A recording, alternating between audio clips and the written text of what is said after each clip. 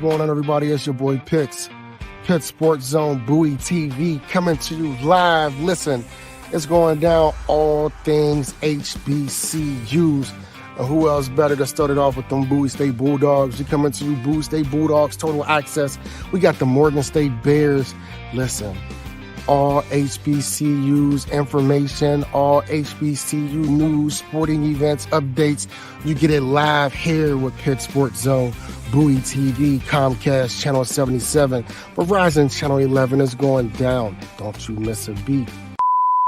Listen, it's only the beginning because it's early still. And we're gonna be here all day. All day.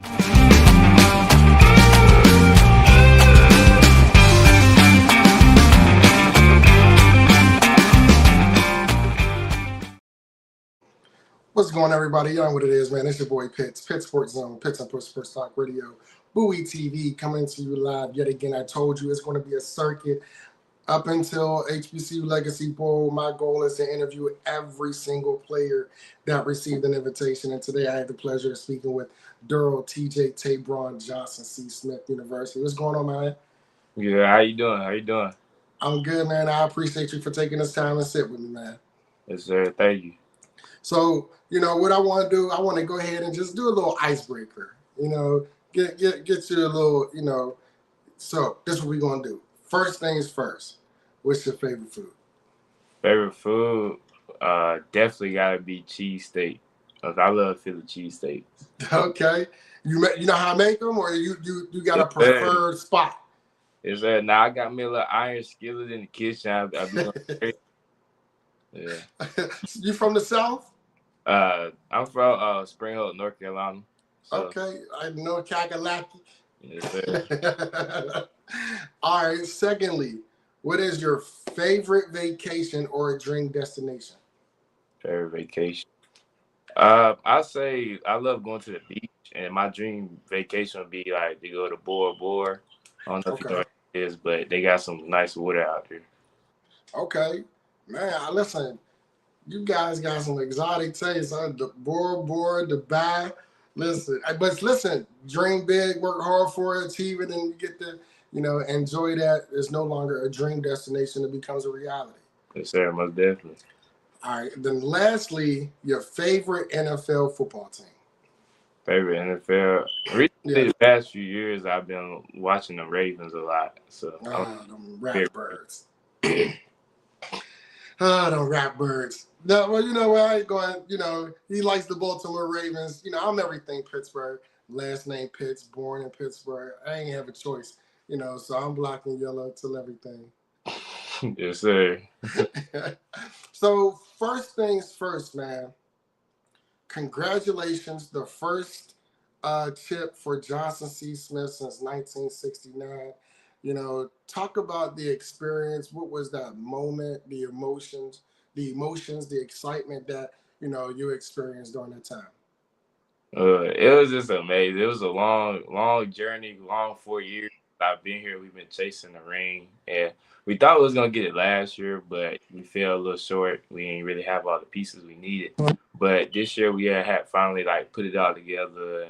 We came through, battled it out, and then really just the little moments made it more special. Even when we would be down some games, we'll come back, we'll stick together.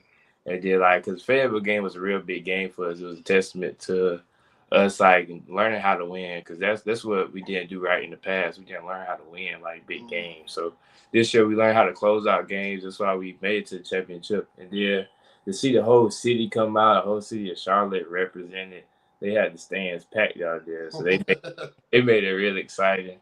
And then just for us to just come out there and play our brand of football early, because that's what we wanted to do. We wanted to make sure that we display our brand of football. We wanted to go out there, hit first, strike first, and just play a full game for 4 quarters that we haven't really done well in the past, but we made sure we showed that when we played in the championship game.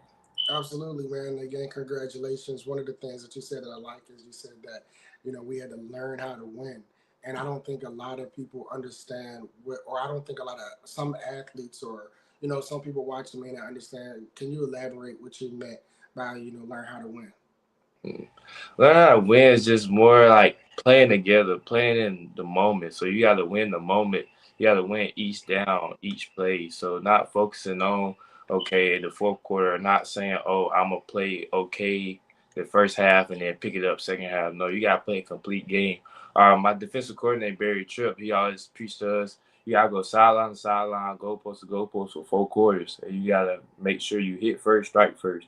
So you got to do every principle the right way so that you can win overall. So if you don't do that, then you're not gonna really learn how to win properly. You're just gonna just win just because you're good, just because of your talent. But when you get down the road, like in the playoffs, like we're saying now, the good teams are going to win. The teams that are disciplined, the teams that are playing the best football, is who's going to win. So Definitely, man. Shout out Coach Tripp. That's some definitely great advice. Sideline to sideline, goalpost to goalpost, strike first, hit first. I like that. Yes, sir. Can you give me one of your best or memorable games from this past year? This past season,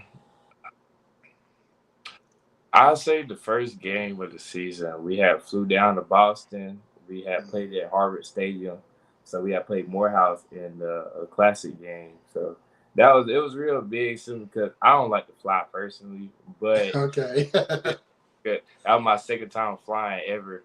So it was just a big stage for us. We played on TV, played on ESPN, and then it's like we got to showcase who he was for the first time. It was my first last senior game, so it was a lot of like energy going into it, and it was just a fun overall. Just being out there, seeing the environment, seeing all the fans that did come out there, even though he was far away. So Right. yeah, it was a huge stage. Now, trust me, I get you on the fly, man. It took me a minute to fly. I was still an adult. Still an adult when we flew family vacations, having to get a wet cold compress from the flight attendant. So don't feel bad at all. Okay. So I'm gonna break it down into 7 categories. 7 categories, right? That we'll touch on briefly, man. Wanted to get your, your thoughts and your views on. First things first, the selection experience. How did it feel when you first found out you were selected for the HBCU Legacy Bowl? Oh man, I was just joyous with excitement. I had got a text message on my phone, and I told my friend at the time. I'm like, I think this is what I think it is. I didn't open the message at first, but I opened the message. I saw what it was. I just screamed with joy because it's something I wrote down on my list like 2 years ago, and especially I emphasized it this season that I wanted to get to the Legacy Bowl. I saw two of my teammates from last year, Jack Smith and Bernard Black. They both made it. And it was like the first time in school history that we had two players go. So I'm like, it's definitely something I want to do. It's something I want to chase and go. So just to see that come to fruition, like I prayed about it, made sure like I told the Lord what I wanted to do, and He made it happen for me. So I couldn't be too more excited. Yeah, that's major, man. You said you wrote what they say, write it down, make it plain. Yes, sir. That's dope, man. I'm definitely glad that you're able to. I couldn't imagine, as an athlete, as a previous athlete, in my former younger days, being able to get that everything that you worked hard for. You know what I mean? Everything that you've done to to do it the right way, to put yourself in position to gain the fruits of the sacrifices, the fruits of your hard work and the labor that came before you, man. So again, congratulations for that because it is very Yes, sir. major. It's a great accomplishment that unfortunately, not a lot of us get to, say that we've had that opportunity to experience and to go and work out for 32 NFL coaches and scouts. Yes, sir. Thank you. One of the comments on Instagram was from the Real Five. Um, he actually played. He's a dope defensive back. Bowie State. Shout out to my man. And he said one of the things he's like definitely got to look past the CIAA playoffs, different type of competition. When you play Morehouse and when you play other schools and other whether it's the SEAC or if it's a MEAC or any other university or entity, how do you? Is there a comparison or a contrast into that the type of level or the competition playing level when you're up against those opponents? I say it's definitely a different simply because of the conference they play in. Like we just played a team called Frostburg Mm-hmm. about 2 weeks ago, so they were a more physical team. They come from like up in the mountains, so their conference is like more like physical run heavy base.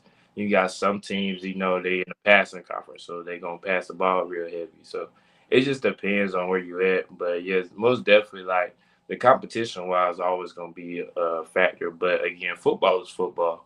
I mean, you'll Yeah, probably have like the trenches may be a little different, but at the end of the day, everybody gonna be the same. Everybody gonna be good. So that's absolutely. football. Absolutely. Journey and background. Can you share a bit about your journey to college football and what motivated you to pursue this path? My journey, it really started with basketball. I was a basketball kid growing up, and shout out to my boy back at home. His name Jackson Vitt. He go to NC State. He a DB there. He was the one Okay. that got me to actually go to football practice for the first time when I was in high school. So, like, yeah, if it wasn't for him, I probably would never played football. But Wow. growing up, growing up, seeing my brothers and my cousins, they all had played it, so I wanted to take a chance just to experience it, and then I ended up falling in love with it. I played corner at first, like going into my sophomore, junior year. Senior year rolled around, I had switched back to safety, which I ended up leading the conference in picks. I had like 7 interceptions that year. So, That's major. yeah, that's when I ended up getting my first offer. I think my first offer was from like Lewisburg or something like that. But overall, I had knew that I had a chance to actually go play football, especially when like you had D1s coming to me like North Carolina Central and stuff like that. So I had took the chance on that. I made a few calls, then I went on a few visits, and then Coach Tripp and them they just showed me a plan that like was fitting around me and what I wanted to do. I wanted to go to school for free. You feel me? I already had the Yeah. activities, so that was the main reason. Then I want to be away from home. So being in Springfield, I'm from the country, so it's not really a lot much you gonna see. So coming to Charlotte was very major and very big for me. So that's just a little bit about me. But yeah, I was mainly a basketball kid. I wanted to go to college to play sports. Like, but I had offers to do that, offers in sports and with track and basketball. But overall, football gave me the best opportunity.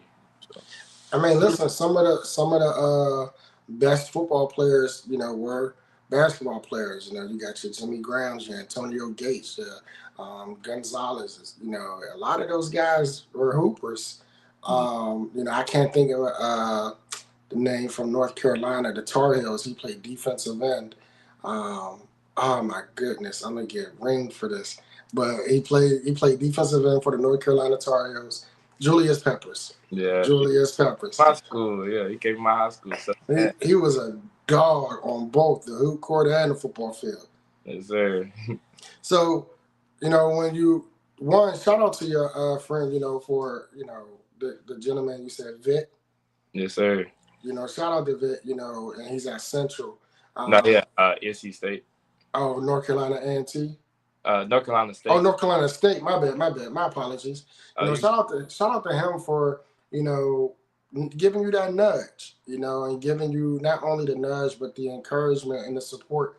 That you may have needed at that time to push you to be able to tap into your full potential, and then also to amazing accomplishments when you're able to do it because you're a student first, academically first. Football second. So when you're talking about a total package, that's what a total package would look like academically, first and foremost, and then athletically second. yes, sir. When you talk about your HBCU experience, before when you were going to, did you have ideas about HBCUs? Where was this something that you wanted to go to, or it was whichever opportunity felt best for you? Well, looking into college, like I really didn't think much of like going to the HBCU. I kind of really like, and originally I wanted to go to ECU. Like that was Okay. that was where I wanted to go to. But I took a visit down there, and then I was like, well, maybe this ain't the place for me. So yeah, so really the HBCU experience I always just seen was like the big bands on TV. You got the Jackson State when Coach Prime and them was out there. So I really got to see like how that was, and then I really just like the culture of it, like the meaning behind it. Yeah, being around a group of individuals look similar to you that think the way you do. So it really home being at HBCU, honestly. Like it's really my school is a community based school, it's a small school, but everybody around here love each other. Everybody here all for the same reason, trying to make a name for themselves pretty much. So That's major. You kind of actually went right into the next segue, right into the next question, which was, HBCU experience. How has being a part of an HBCU shaped you, not only football career, but also in regards to your personal growth?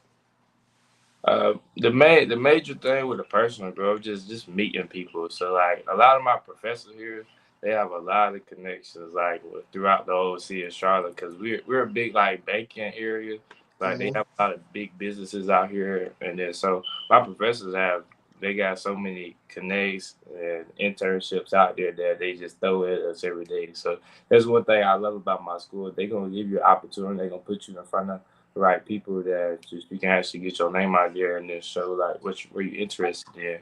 And then too, just being with football, like HBCU football, you meet so many people. Like I done been to the media days, I done got to meet different coaches, different players, and I got to actually work some camps here, some youth camps. So I didn't work Chuba Hubert camp. He works for the Panthers. So I didn't work different like events that I didn't got to meet a lot of people here. So that's probably the main thing, just the connections that you meet. And That's exciting, man. The network and the connections that you meet, definitely. And it's funny because a lot of times we meet people and we don't understand how they fit into our lives until later down the road. just You realize the situation and say, you know what, I know someone who's actually in a position, that can really kind of propel me to where I need to be. So, um, networking is definitely a plus, especially when it comes to HBCUs. yes, sir. If you can define or if you can sum up into one word what HBCU means to you, what would it be? Mm, can sum up into one word with me. I say it means opportunity. I'll just say that opportunity because it's so much here that's overlooked and so much that's underlooked. Like a lot of people think that HBCUs are just party schools, or just like schools that just show out and just loud. Or they may think, oh, the academics ain't that good. They may underlook your college degree when it's the same thing as anywhere else. And half the time we get better education here at HBCU. We get more personal connection, especially with our professors, since our classes may be smaller. Where you go to a big university where you got 100 people in the class, my university got like 20. So you actually get that time to actually hone in on your academics and actually get that personal growth that you need to get. So I feel like yeah, it's just so much opportunity here, so many outlets for you to get into, so many organizations that you can join to like boost your personal resume. It's so much that you can do here. So And I love the way you put that, right? Because one of the things and the reason why it was on my heart to really move forward in the direction I was going with Pits and Push Push Talk Radio is because we have to fight so much for something that, in my opinion, should be given to us, just like it's given to all the other schools, whether it's a Power Five or not. And what I mean by that is the media exposure, right? We lack the media exposure. Therefore, a lot of kids don't know about the culture, the education, the history of a lot of HBCUs unless someone personally shakes them and say, hey, have you heard of Jackson State? Hey, have you heard of Clark Atlanta? Hey, have you heard of Johnson C. Smith? Hey, have you heard of Lincoln? Unless that's done, it's like we really got to tap into it personally and individually in order to get that word across. The other thing you tapped into is the programs. The degrees are the same, right? They are not, the other thing, the misunderstanding or the misinformation about, the party school, the culture. The culture is rich. The culture is family. The culture is excellence. And other things that you didn't that also is were underfunded. If we received the same funding that the Power Fives did, we'd be talking. Our conversation would be completely different, right? Because now we have the facilities and everything to attract those athletes and so forth and so on. But everything you said was spot on in regards to opportunity. And I agree with everything that you said. And I appreciate you for laying that out there because that is something that I feel is important. That a lot of times people are like, well, why y'all got to keep saying it? Because, it's not hitting the right people. Yeah. It's not pushing the right buttons. I want to get to a point where you get tired of me saying it so much that you just like, okay, what do you want us to do? Now we can have that conversation. Nah, most definitely. Goals and intentions. What are your main goals for the HBCU Legacy Bowl, and how do you plan to stand out? My main goal is just to get my name out there, just to show that mainly that I'm trying to prove myself right, that I belong with top dogs, that I can compete with the best of the best. So really just going out there and giving it everything I got is the main thing. The Lord gave me this opportunity, so I'll make sure I take the most of it. And I'll be able to be fully healthy. I've been battling through a lot of like ankle injuries this year. So me taking this time, actually getting this length to recover, I'm gonna be at Yeah, my full best capability. So I'm very confident about it, and I'm gonna go in with the intention to dominate.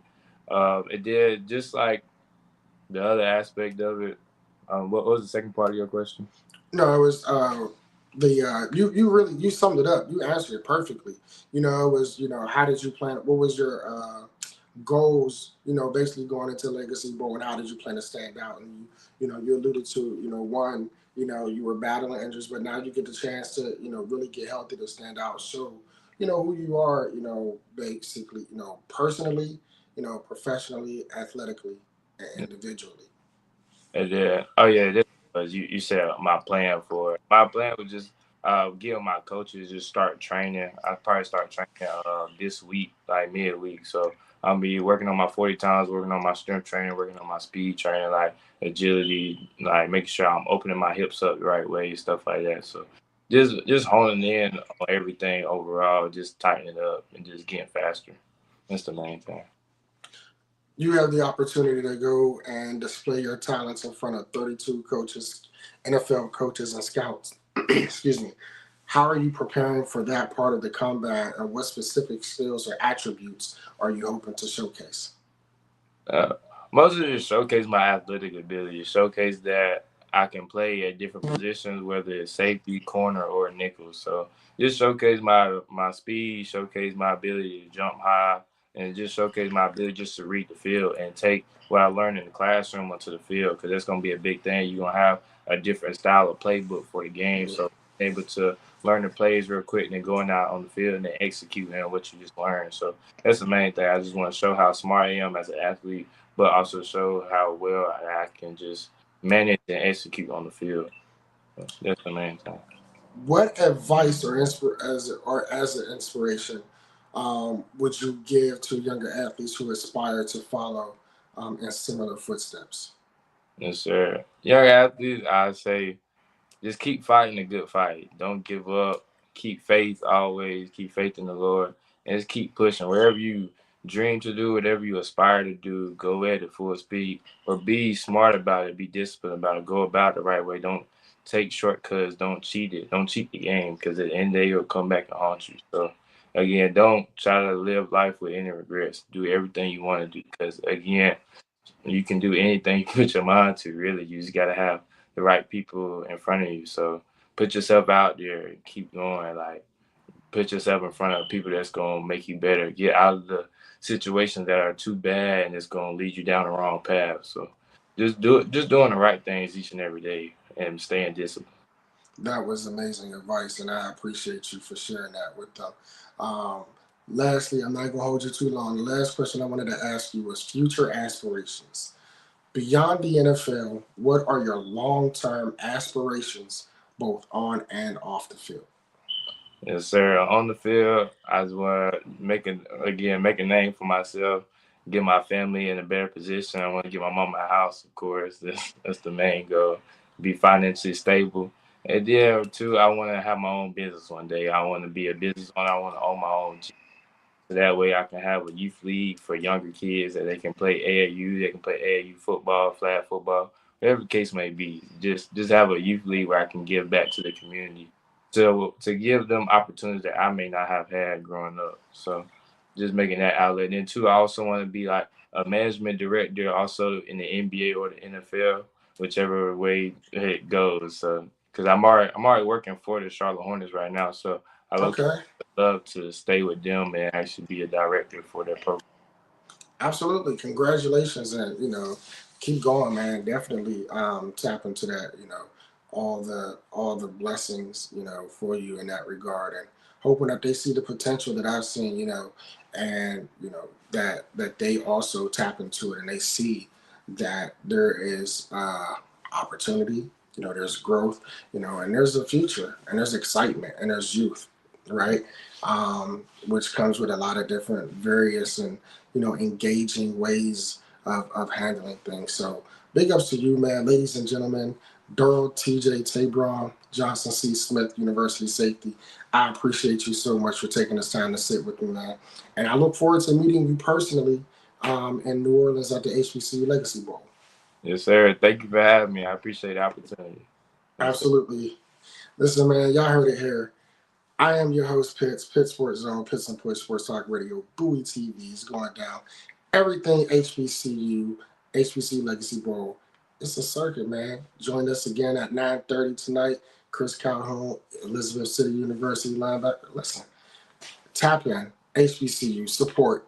Again, if you want to try to make the trek, the game is February 21st at Yulman Stadium. That's Tulane University's football stadium. It's an exciting environment. It's similar to, I share this on this show when I went to the Dale State and Norfolk State game. One of the two things that I was more marveled about was the fact that it was like a huge family reunion with relatives you never met, because you had so many people that literally was representing almost every HBCU at that game. It just wasn't Norfolk and it just wasn't Dale State. And for me, that's what stood out the most, because it showed that, we actually have a great product. All we need is the opportunity, that word again, to showcase our product, to say, hey, it's not what you made us out to be. So I appreciate you, man. Enjoy the rest of your Monday. Thank you guys for tuning in again. I'm your host, Pitts Sports Zone, Pitts and Push Sports Talk Radio, Bowie TV. Get at me later. Enjoy your Monday. Yes, sir. You too. Thank you.